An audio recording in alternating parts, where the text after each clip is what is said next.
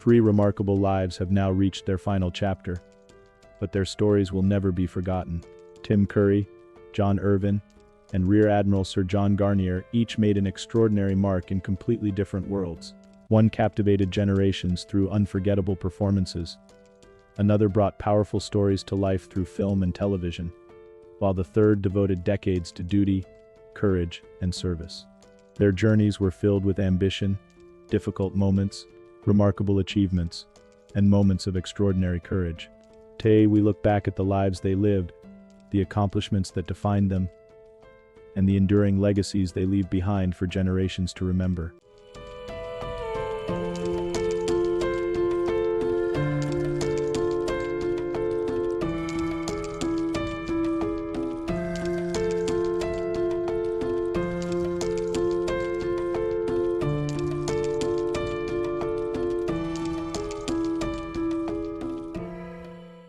Tim Curry, 1946, 2026.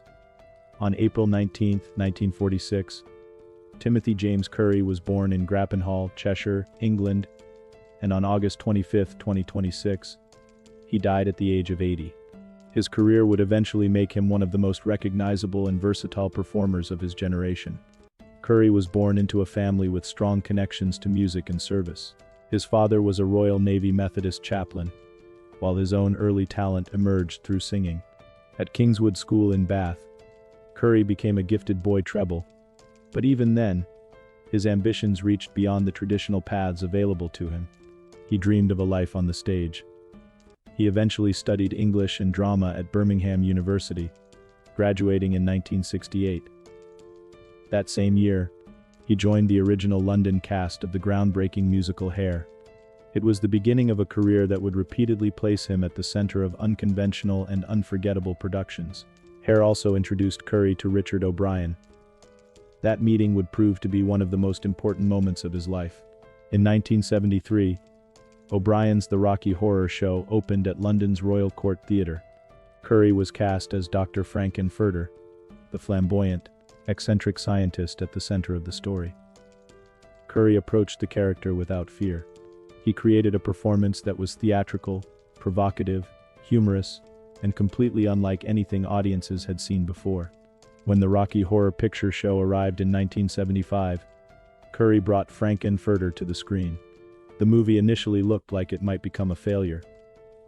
It had already struggled on Broadway, and studio executives were reportedly uncertain about what to do with such an unusual production. But something remarkable happened.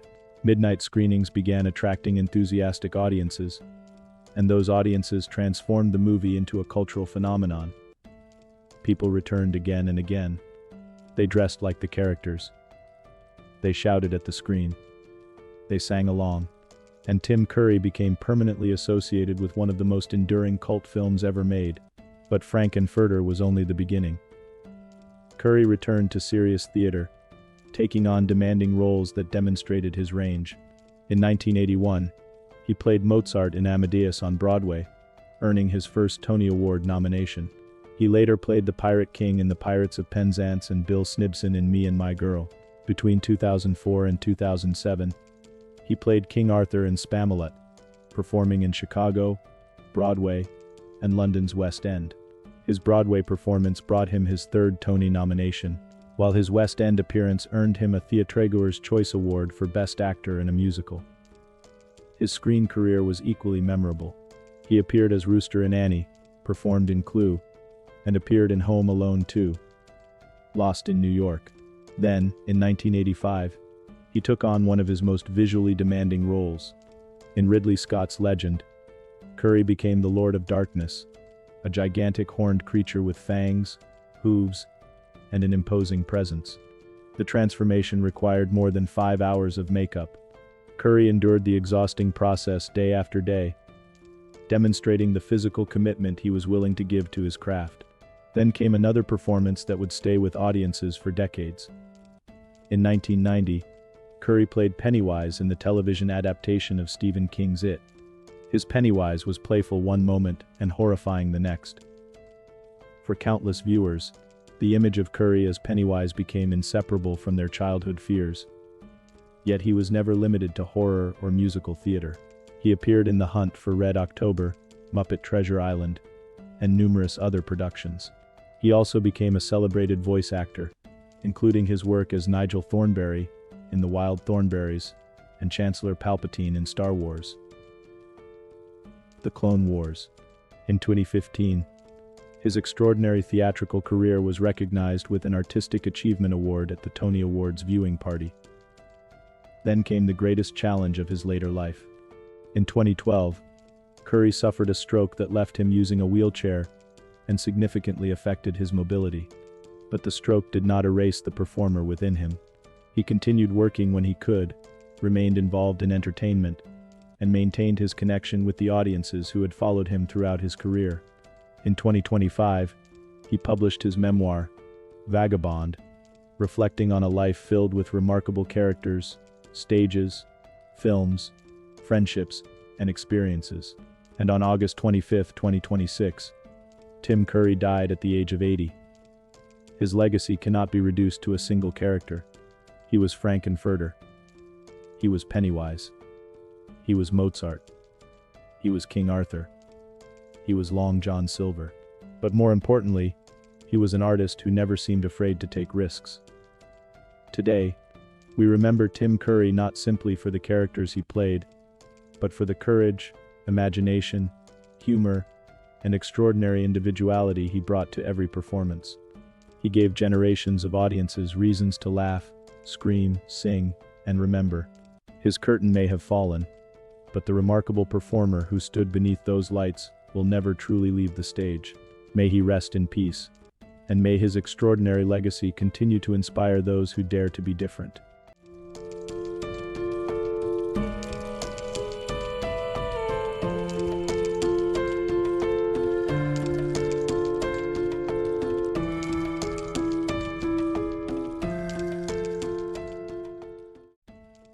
John Irvin, 1940-2026.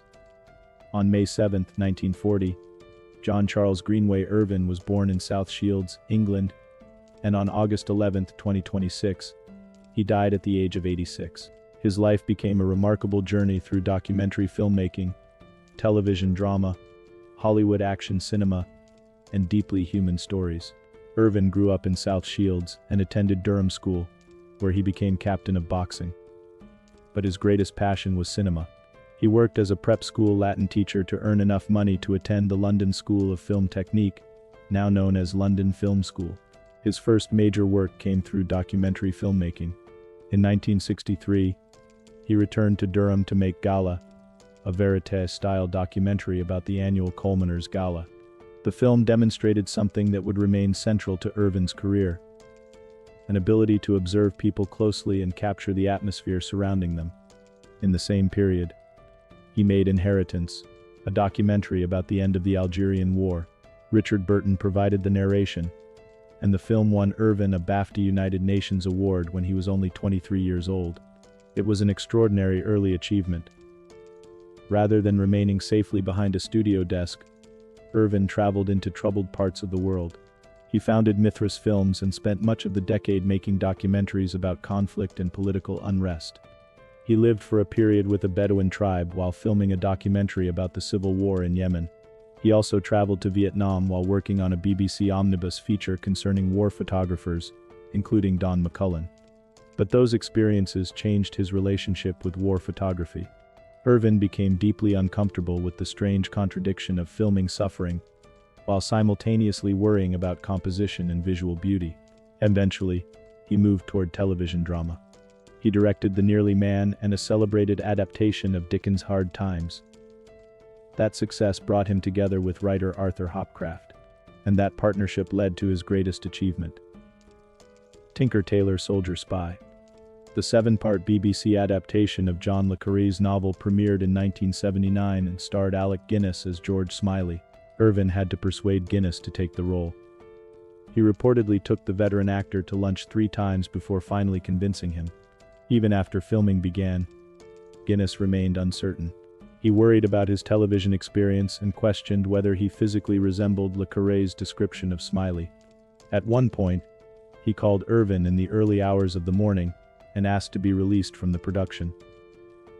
Irvin did not surrender to the panic.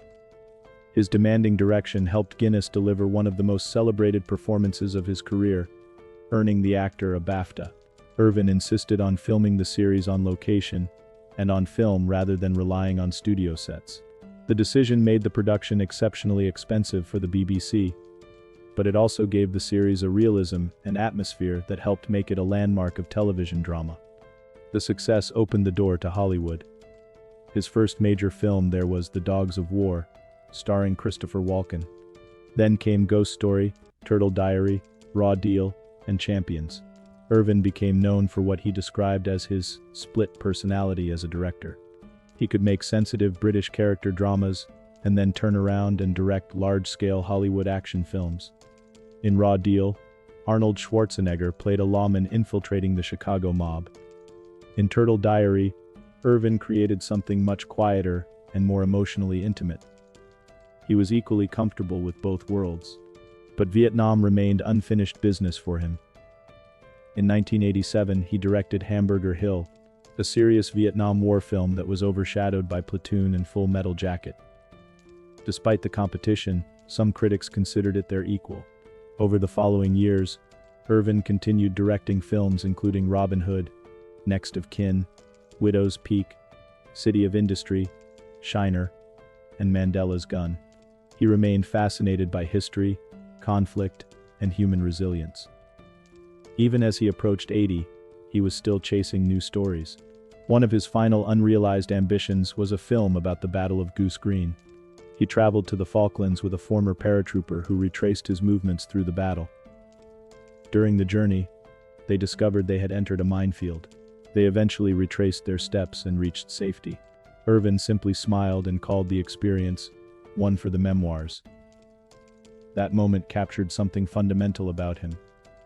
He was adventurous. He was curious. He was calm under pressure. And he never stopped looking for another story worth telling. John Irvin died on August 11, 2026. Today, we remember John Irvin as a filmmaker who refused to be confined to one genre or one country. He brought courage to dangerous locations, intelligence to complicated stories, and humanity to characters facing impossible circumstances. From the miners of Durham to the battlefields of Vietnam and the shadowy world of George Smiley, he spent his life looking deeper. His films and television work remain his lasting testimony, and his distinctive voice behind the camera will continue to be remembered. May John Irvin rest in peace.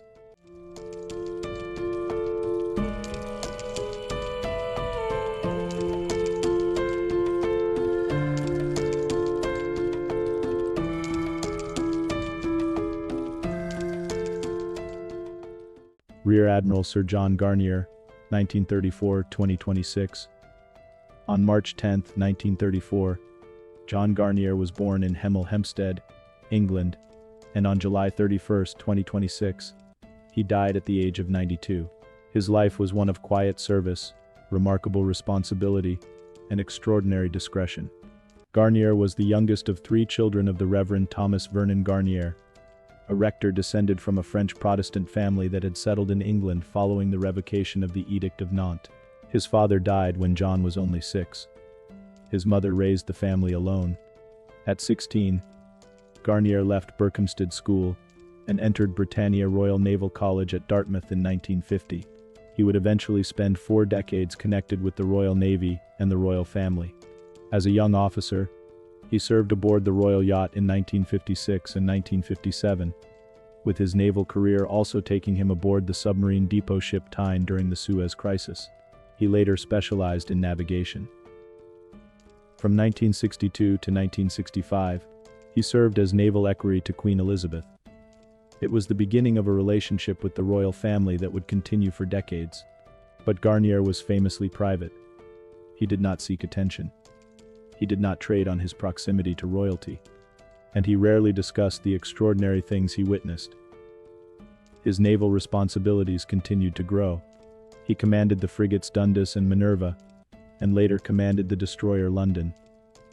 In 1982, while serving as Director of Naval Operations and Trade, Garnier released the signal that set the Falklands Task Force in motion. He also helped assemble the enormous task force, including 45 merchant ships taken up from trade. For his service, he was appointed CBE. Then came the event that would become one of the defining achievements of his life. In January 1986, Garnier was aboard HMY Britannia, traveling toward New Zealand ahead of a royal tour. Then civil war erupted in Aden. Britannia was ordered to divert. What followed became known as Operation Balzac. The mission placed the royal yacht in an extraordinarily dangerous situation alongside Soviet and French naval forces. The evacuation was complicated by heavy fighting, restricted communications, dangerous surf, and advancing military forces. At Cormacsar Beach, evacuation attempts had to be withdrawn as shells began falling near the airport and tanks appeared to be moving toward the area. At Zinjibar, 209 evacuees were found on a completely dark shoreline. They were located because a frigate had positioned 2 jeeps on the beach with their headlights shining into the darkness. At Little Aden, days of careful negotiation finally allowed hundreds more people to be brought aboard. Among those rescued was a London bus driver who had simply been on holiday. In total, British ships rescued 1,082 civilians representing 55 nationalities. Garnier realized that the dangerous conditions made selective evacuation impractical and potentially inhumane. The mission therefore became about saving as many people as possible. Britannia's royal apartments were stripped of their usual finery and transformed into dormitories. The dining room became a casualty station. The royal yacht had temporarily ceased to be a symbol of royal travel. It had become a rescue ship. When Britannia finally reached Djibouti, the Royal Marines Band played Land of Hope and Glory. For the exhausted evacuees, the moment carried enormous emotional weight.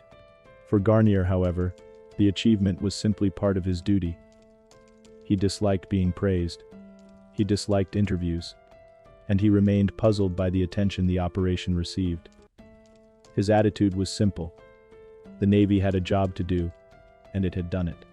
In 1985, he became Flag Officer Royal Yachts.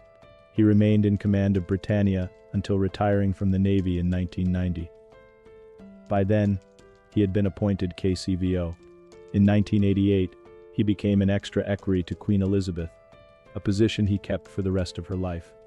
From 1991 to 1995, he served as private secretary and controller to Princess Alexandra. His association with the royal family had now stretched across 4 decades. Yet he continued to protect his silence. After retirement, Garnier found new ways to serve.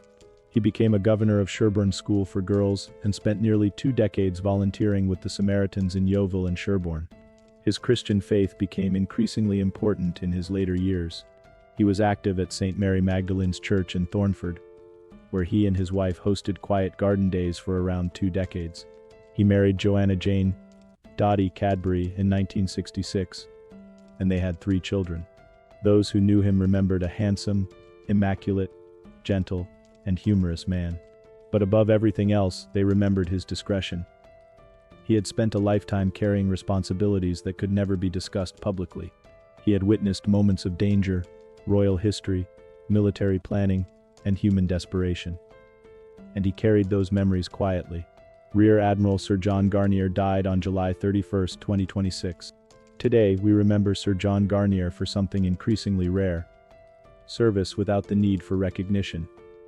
He commanded ships, helped mobilize a wartime task force, served the royal family for decades, and helped rescue more than 1,000 people from a war zone. Yet he never seemed interested in making himself the story. His legacy belongs to the people he served, the sailors he led, the civilians he helped save, and the royal family he protected with unwavering discretion. May Sir John Garnier rest in peace, with the gratitude of all those whose lives were touched by his courage and service.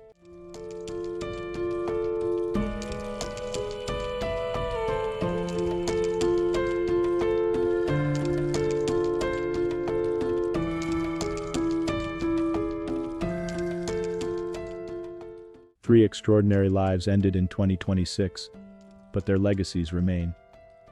Tim Curry showed the world the power of individuality. John Irvin showed the power of storytelling. Sir John Garnier showed the power of duty. Their professions were different. Their personalities were different. Their journeys were different, yet each left something behind that cannot simply disappear with death.